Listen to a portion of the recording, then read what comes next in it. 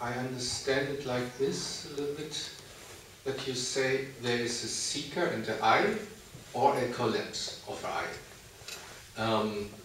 But I heard from the other teacher. Only apparently. Apparently.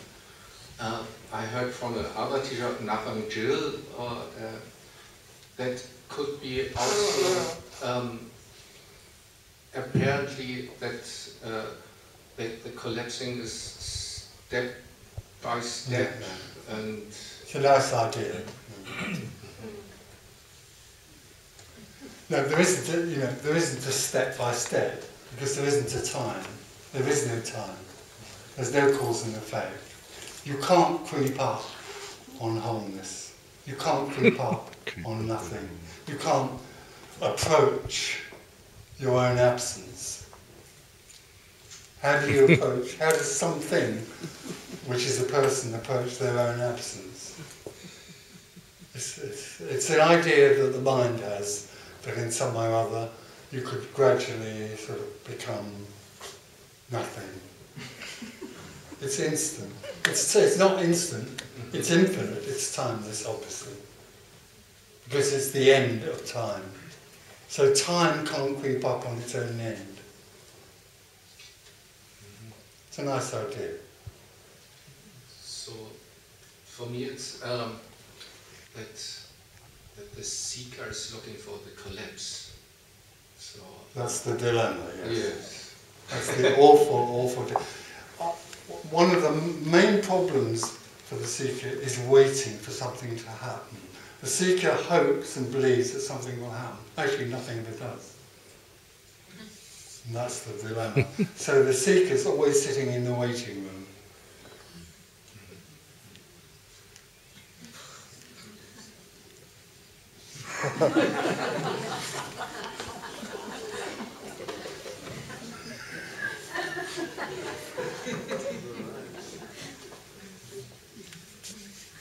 Awful, isn't it?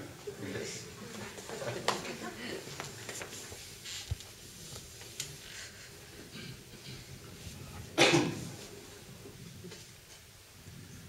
So what do you think, why do we have such a strong feeling to be an individual?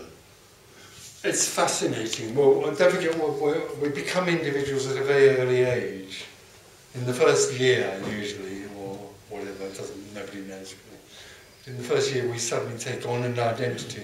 And then what we find is that if we do certain things, it brings us pleasure.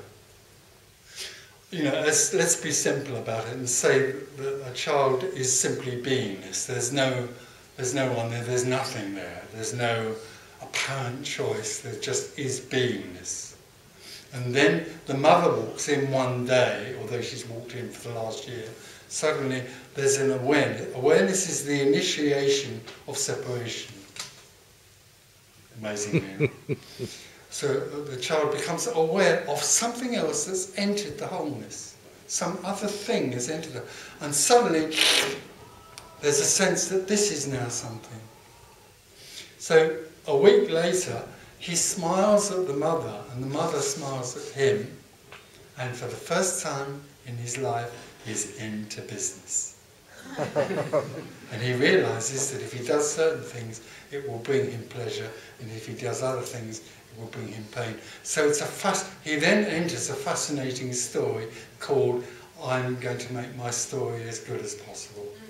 So that's so fascinating that it goes on, spiralling up into money, wealth, power, and then the seeking for enlightenment. So it's a fascinating story because the individual is absolutely sure that it can also become enlightened. That's why in the world we're in, you'll find that teachers of enlightenment all over the place are more and more popular. There's bigger and bigger audiences following people who are telling them that they can become enlightened through their own free will and choice. It appeals, it's very appealing in the story. So it's fascinating, that's why. Mm-hmm.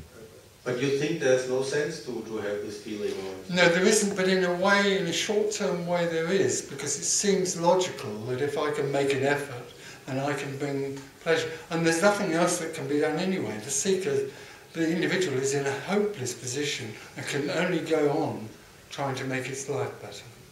Never works, because it's gratification, disappointment, gratification, disappointment. And even if the seeker or the individual is in a state of pleasure, there's still something intrinsically unfulfilling about life when it is separate from everything. Because the seeker, the individual, looks at somewhere else or something else and is separate from it. So there's something always missing. Unicity, oneness. So its final effort is to overcome that, which it never will.